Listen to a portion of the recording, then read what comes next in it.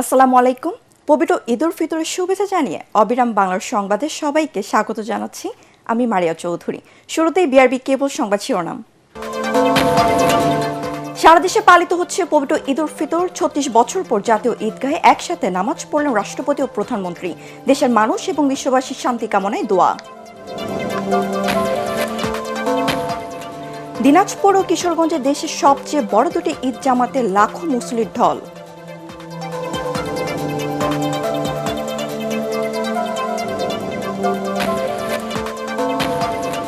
এবং ইরানি ড্রোনের হামলা থেকে গুরুত্বপূর্ণ অবকাঠামো রক্ষায় মধ্যপ্রাচ্যের ৫ দেশে ইন্টারসেপ্টর চালু করছে ইউক্রেন।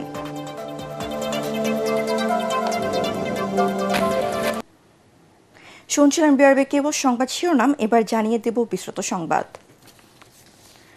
৩৬ বছর পর জাতীয় ঈদগাহ ময়দানে একসাথে ঈদের নামাজ আদায় করলেন রাষ্ট্রপতি ও প্রধানমন্ত্রী। সকাল ৮:৩০টায় শুরু হয় জামাত। অংশ নেন সর্বস্তরের মুসল্লি। বাংলাদেশের সমৃদ্ধি ও বিশ্বজুড়ে যুদ্ধবন্ধে মহান আল্লাহর দরবারে প্রার্থনা করেন মুসল্লিরা। আজিজুল হাকিম পলা, সুনিরন জেবের ক্যামেরায় রিপোর্ট করছেন মাহবুব কবির চপল। খুশি এক ধরনের তরঙ্গের মতো একজনের কাছ থেকে অন্যজনে ছড়িয়ে পড়ে, তৈরি করে সম্প্রীতির নেটওয়ার্ক। সেখানে সামিল হন রাষ্ট্রপতি, প্রধানমন্ত্রী থেকে শুরু করে সাধারণ মানুষ। সেই সুযোগ করে দিয়েছে ঈদের জামাত। ৩৬ বছর পর জাতীয় ঈদগাহে একসাথে নামাজ আদায় করেন রাষ্ট্রপতি ও প্রধানমন্ত্রী, যা অন্যরকম আবহের সৃষ্টি করে। ঈদের সকালে প্রকৃতিও শান্তির সুবাতাস ছড়িয়েছে। নারীদের জন্য আলাদা প্যান্ডেলের ব্যবস্থা করা হয়। দূর দূরান্ত থেকে নামাজ পড়তে আসেন তারা। ভেতরে জায়গা না পেয়ে বাইরেই নামাজ আদায় করেন অনেকেই। ঈদের জামাত দেখতে আসেন অনেক বিদেশি। বাংলাদেশের মানুষের ধর্মীয় সম্প্রীতি দেখে অভিভূত তারা। The atmosphere here, it's beautiful, and the people also. I like it. I hope the world is peace and all people. সকাল 8:30টায় ঈদের জামাত শুরু হয়। ইমামতি করেন বায়তুল মোকাররম জাতীয় মসজিদের খতিব মুফতি আব্দুল মালেক। ঈদগাহে একসাথে ৩৫,০০০ মানুষের নামাজের ব্যবস্থা করা হয়। প্যান্ডেলের বাইরেও মুসল্লিরা অবস্থান করেন, তবে এবার মানুষের সংখ্যা তুলনামূলক কম ছিল। নামাজ শেষে দেশ ও মানুষের কল্যাণে মোনাজাত করা হয়। পরে রাষ্ট্রপতি, প্রধানমন্ত্রী সাধারণ মানুষের সাথে কুশল বিনিময় করেন। তৈরি হয় আনন্দ ঘন পরিবেশের। ঈদ উল ফিতরের নামাজের প্রচলন শুরু হয় ৬২৪ খ্রিস্টাব্দে। হজরত মুহাম্মদ সাল্লাল্লাহু আলাইহি ওয়াসাল্লাম মদিনায় হিজরতের পর রোজা ফরজ করলে সেই থেকেই ঈদের নামাজ আদায় করে আসছেন ধর্মপ্রাণ মুসল্লিরা। হ্যাঁ, রাষ্ট্রপতি, প্রধানমন্ত্রী একসাথে নামাজ পড়ছে, এই জন্য দেশবাসী এবং আমরা খুব আনন্দিত। আইন শৃঙ্খলা পরিস্থিতির যথেষ্ট উন্নতি হয়েছে এবং সবকিছু খুব ডিসিপ্লিনড। প্রত্যেকটি ভালো কাজের পুরস্কার দেন মহান আল্লাহ তাআলা। ১ মাস সিয়াম সাধনার পর ঈদ মুসলমানদের জন্য পুরস্কার পাবার দিন। এতে একদিকে রয়েছে গুনাহ মাফের সুযোগ, অন্যদিকে রয়েছে আত্মশুদ্ধির সংকল্প। মাহবুব কবির চপল, এটিএন বাংলা, জাতীয় ঈদগাহ ময়দান, ঢাকা। সকালে ঈদের নামাজ আদায়ের মধ্য দিয়ে সারা দেশে ঈদ উল ফিতর উদযাপন করছে মুসলমানরা।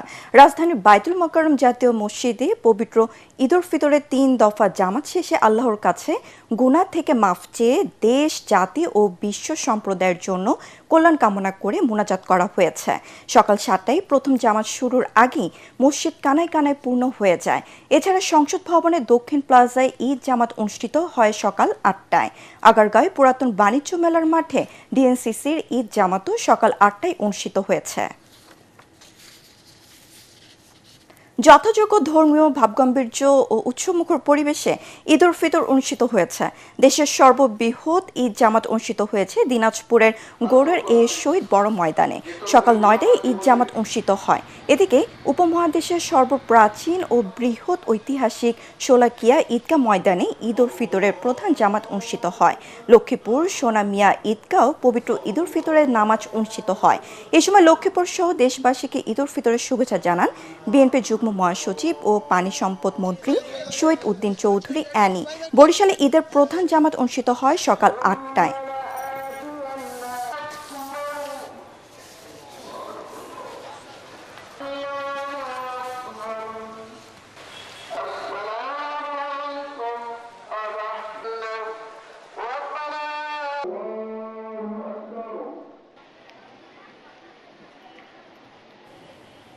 এবার ইরান আমেরিকা যুদ্ধ প্রসঙ্গ।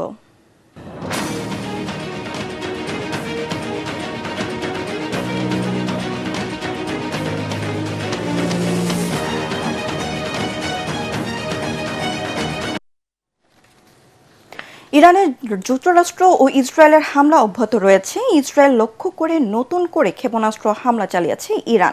ইসরায়েলি সামরিক বাহিনী জানায় তাদের আকাশ প্রতিরক্ষা ব্যবস্থা এসব ক্ষেপণাস্ত্র প্রতিহত করেছে। এদিকে ইরানি ড্রোনের হামলা থেকে গুরুত্বপূর্ণ ও বেসামরিক অবকাঠামো রক্ষায় মধ্যপ্রাচ্যের 5 দেশে ইন্টারসেপ্টর ব্যবস্থা মোতায়েন শুরু করেছে ইউক্রেন। ইউক্রেন আরও জানিয়েছে তারা 200-রও বেশি বিশেষজ্ঞ মধ্যপ্রাচ্যের বিভিন্ন দেশে পাঠিয়েছে, যাতে এসব দেশ ইরানের ড্রোন হামলা মোকাবেলা করতে পারে। লেবাননে ইসরায়েলি বাহিনীর হামলায় অন্তত 20 জন নিহত হয়েছেন। এই ঘটনায় আহত হয়েছেন আরও 57 জন। নাটোরের পবিত্র ঈদ উল ফিতরের নামাজ সকাল 7টায় শহরের কাচারি মাঠ কেন্দ্রীয় ঈদগাহ ময়দানে অনুষ্ঠিত হয়েছে। এখানে নামাজ আদায় করেন জাতীয় সংসদের হুইপ ও বিএনপির কেন্দ্রীয় নেতা অ্যাডভোকেট এম রুহুল কুদ্দুস তালুকদার দুলু। নামাজ শেষে দেশ ও জাতির কল্যাণ কামনায় বিশেষ মোনাজাত করা হয়। নামাজের আগে সবাইকে পবিত্র ঈদ উল ফিতরের শুভেচ্ছা জানিয়ে বক্তব্য রাখেন হুইপ রুহুল কুদ্দুস তালুকদার দুলু। আজকে ঈদের নামাজ পড়ার সুযোগ হয়েছে। আমি কৃতজ্ঞতা জানাই মহান আল্লাহ তাআলার কাছে যে আজকে এই স্বাধীন পরিবেশে, মুক্ত পরিবেশে এই ঈদ উল ফিতরের নামাজ পড়ার সুযোগ করে দেওয়া হয়। এবার আন্তর্জাতিক সংবাদ।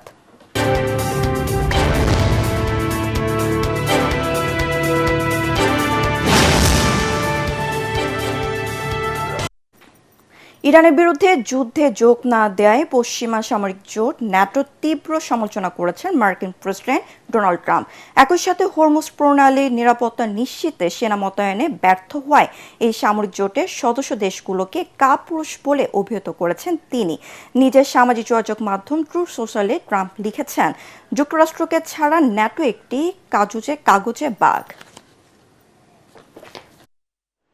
পেন্টাগন তেহরান যুদ্ধের মধ্যে ইরানে আটকে পড়া 186 জন বাংলাদেশি নাগরিককে দেশে ফেরত আনা হয়েছে।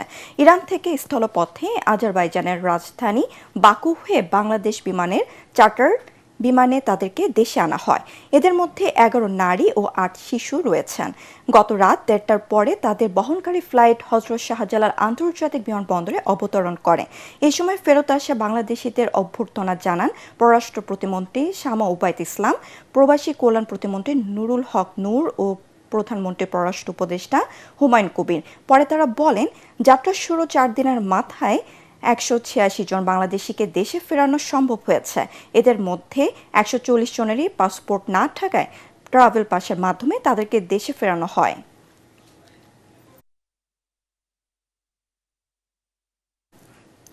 যুক্তরাষ্ট্রের বিভিন্ন অঙ্গরাজ্যে ধর্মীয় মর্যাদা ও আনন্দঘন পরিবেশে উদযাপিত হয়েছে পবিত্র ঈদ উল ফিতর।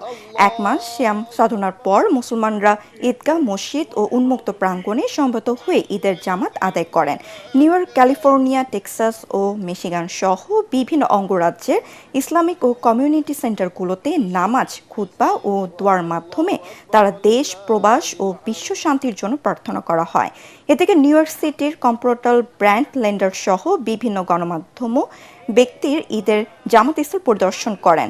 ব্রুকলিনে জামাতে উপস্থিতি থেকে মুসলিমদের সঙ্গে শুভেচ্ছা বিনিময় করেন নিউ ইয়র্কের প্রথম মুসলিম মেয়র জোহরান মামদানি। এবার খেলার খবর।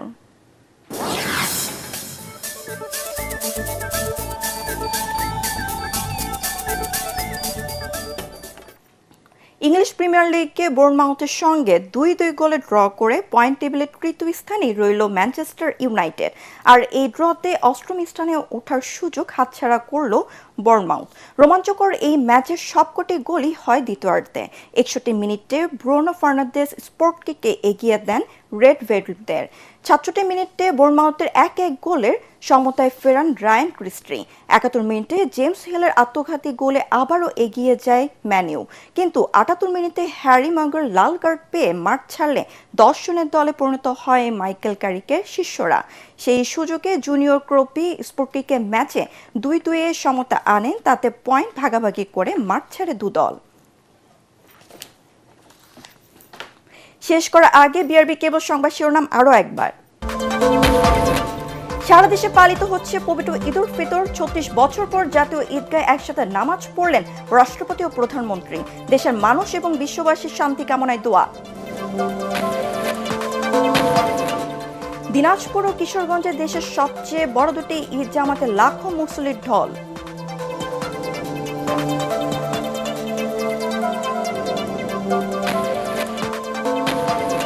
এবং ইরানি ড্রোনের হামলা থেকে গুরুত্বপূর্ণ অবকাঠামো রক্ষায় মধ্যপ্রাচ্যের 5 দেশে ইন্টারসেপ্টর চালু করেছে ইউক্রেন।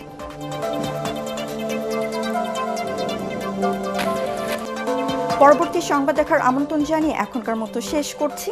এটিএন বাংলা সংবাদ ইউটিউবে দেখতে ব্রাউজ করুন youtube/ATN বাংলা নিউজ। ধন্যবাদ সবাইকে।